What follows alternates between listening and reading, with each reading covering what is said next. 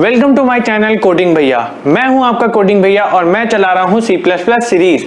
अभी तक मैंने लास्ट वीडियो में ये समझा दिया था कि इनहेरिटेंस कैसे वर्क करता है और लगभग हम लोग C++ सीरीज को खत्म करने वाले हैं। बट मेरे दिमाग में एक क्वेश्चन आया और हो सकता है आपके दिमाग में भी एक क्वेश्चन आया होगा कि आपने ये तो सिखा दिया कि कैसे वैल्यू स्टोर करते हैं, कैसे वैल्यू को हम लोग एक्सेस करते हैं, प्रिंट करते हैं, बट एक बात है, ये वैल्यू स्टोर कहां कराएंगे अगर बाय चांस हम लोग का बड़ा प्रोजेक्ट बनता है, जैसे रेलवे के प्रोजेक्ट होते हैं, टिकट बुक होती है, तो हम लोग इतना सारा डिटेल सेव कहां करेंगे। तो उसी को आप सेव करने के लिए आज जो मैं पढ़ाने वाला हूं वो है data file handling. Data file handling में हम लोग ये सब काम कर सकते हैं, जैसे बड़े बड़े reservation project, hotel management project, आप बैंकिंग सिस्टम बनाते हैं, उनका पूरा डिटेल आप कहां सेव करते हैं वो आज मैं बताने वाला हूं। तो बने रहिएगा इस वीडियो के लास्ट तक और वीडियो को स्किप मत करना और वीडियो अभी से लाइक कर दो। नए हो इस चैनल पे तो सब्सक्राइब करके बेल आइकन को प्रेस करके लेटेस्ट अपडेट लेते रहना।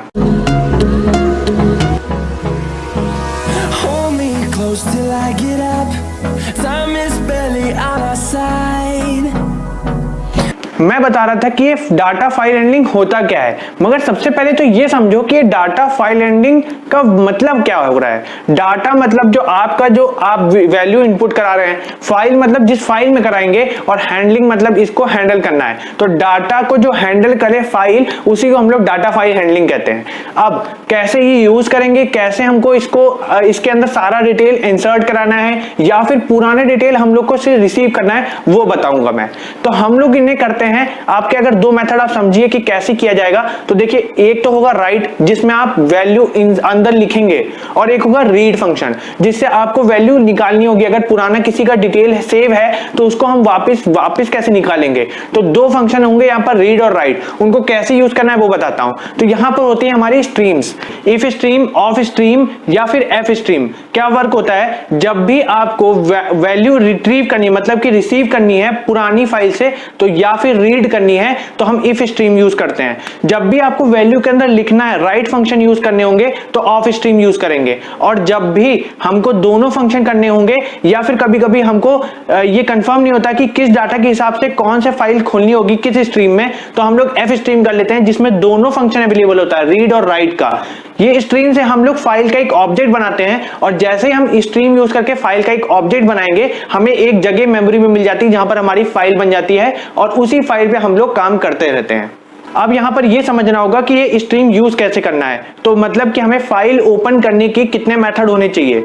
तो यहां पर दो मेथड होते हैं, एक कंस्ट्रक्टर मेथड होता है, एक ओपन मेथड होता है। कंस्ट्रक्टर मेथड में आपको क्या करना होता है, आपको पहले सबसे पहले अपना मेंशन करना पड़ता है स्ट्रीम कौन सा है, इफ स्ट्रीम है, ऑफ स्ट्रीम है या फिर एफ स्ट्रीम है। उसके बाद ब्रैकेट के अंदर पहले फाइल नेम लिखना है, किस नाम की आप फाइल बना रहे हैं, उस नाम की आप फाइल लिख के कॉमा लगा के आगे मोड लिखने होते हैं। वो मोड मैं बताऊंगा ओपन मोड कौन से होते हैं इसी के बाद। तो इतना आप सिंटेक्स समझ लीजिए कि सबसे पहले आपको जो भी स्ट्रीम है वो लिखना है, ब्रैकेट के अंदर फाइल नेम, क्या फाइल का नाम का क्या ऑब्जेक्ट आप बना रहे हैं फाइल का, और उसके बाद आपको मोड लिखना होता है।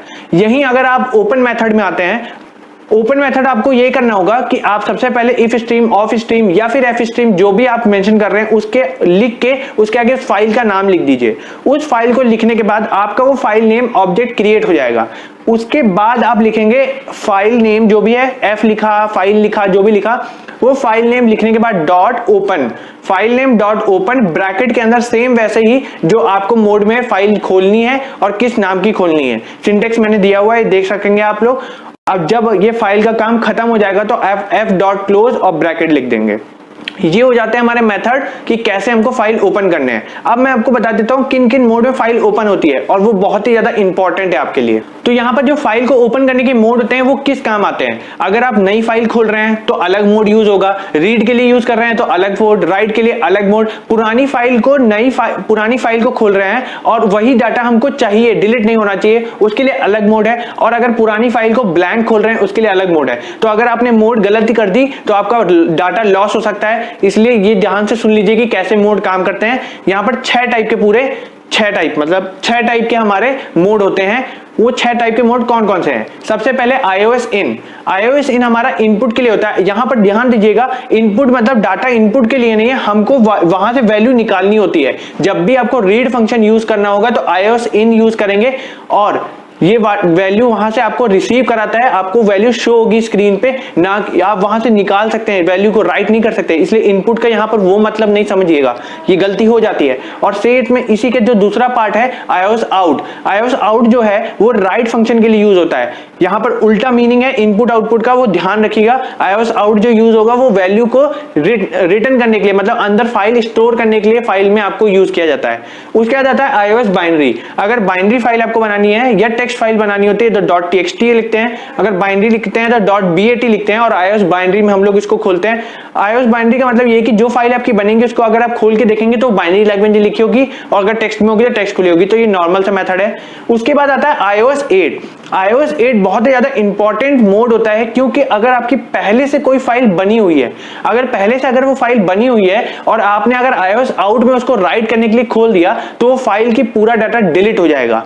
तो इस चीज से हमको बचने के लिए क्या करना पड़ता है, iOS 8 में हम लोग फाइल को खोलते हैं और iOS 8 में खोलने से लास्ट जहां पर हमारा कर्सर होता है पूरे फाइल की वैल्यू के बाद, वहां पर हम लोग पहुंच जाते हैं और हमारा पुराना डाटा सेव होता है। उसके बाद नेक्स्ट डाटा हम लोग जो सेव करेंगे उसके नेक्स्ट लाइन में हो जाता है।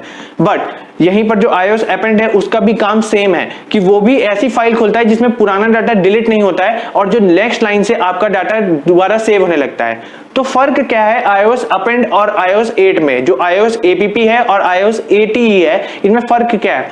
फर्क ये है कि जब iOS app में आप फाइल खोलते हैं तो वहां पर आपको क्या मिलता है, आप पुरानी फाइल में जाके वैल्यूज चेंज कर सकते हैं, वैल्यूज में कुछ चेंजेस ला सकते हैं, मॉडिफाई कर सकते हैं, जो कि iOS 8 में पॉसिबल नहीं है कि आप पीछे जाके वैल्यूज में चेंज करें।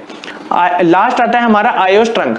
iOS ट्रंक जो यूज करते हैं हम उस लिए कि अगर हमारी पुरानी पूरी वैल्यूज को हमको डिलीट करना है, मतलब एक फाइल हमने बना रखी थी जैसे रिजर्वेशन सिस्टम की बना रखी थी, अब वो पूरी फाइल हमको डिलीट करना है, जिसके डाटा थे वो डिलीट कर देने हैं, नए फाइल रिकॉर्ड बनानी है, बट फाइल सेम रहे, तो हम लोग iOS ट्रंक मेथड में खोलते हैं उसको। जब भी iOS ट्रंक में आप खोलेंगे तो पुराना डाटा डिलीट हो जाएगा फाइल से, वही फाइल ब्लैंक आपको मिल जाएगी।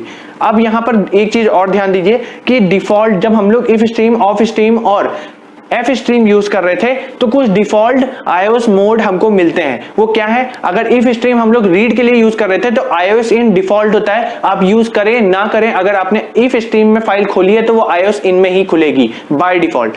और iOS 8 कब खुलता है, जब आप ऑफ स्ट्रीम में फाइल खोलते हैं तो बाय डिफॉल्ट iOS 8 में राइट फंक्शन के लिए खुलती है फाइल, आप लिखें ना लिखें, मेंशन ना करें, कोई प्रॉब्लम नहीं है, iOS 8 में ही फाइल खुलेगी। और एफ स्ट्रीम तो आपको पता है दोनों के लिए यूज होता है, तो iOS इन और iOS आउट दोनों यहां पर वर्क करते हैं।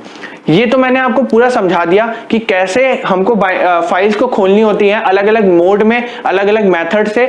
मैं नेक्स्ट वीडियो में आपको बताऊंगा कि इसको कैसे प्रोग्राम में यूज करना है, तो नेक्स्ट वीडियो मेरी जरूर देखना। और इस वीडियो में अगर कोई भी डाउट हो तो कमेंट सेक्शन में पूछ लेना, जरूर पूछ लेना, या फिर हमें इंस्टाग्राम अकाउंट कोडिंग भैया पेज पे फॉलो करके वहां भी पूछ सकते हैं, हम आपका रिप्लाई जल्द ही देंगे। तो मैं मिलूंगा अब अपनी नेक्स्ट वीडियो में, तब तक के लिए कीप कोडिंग।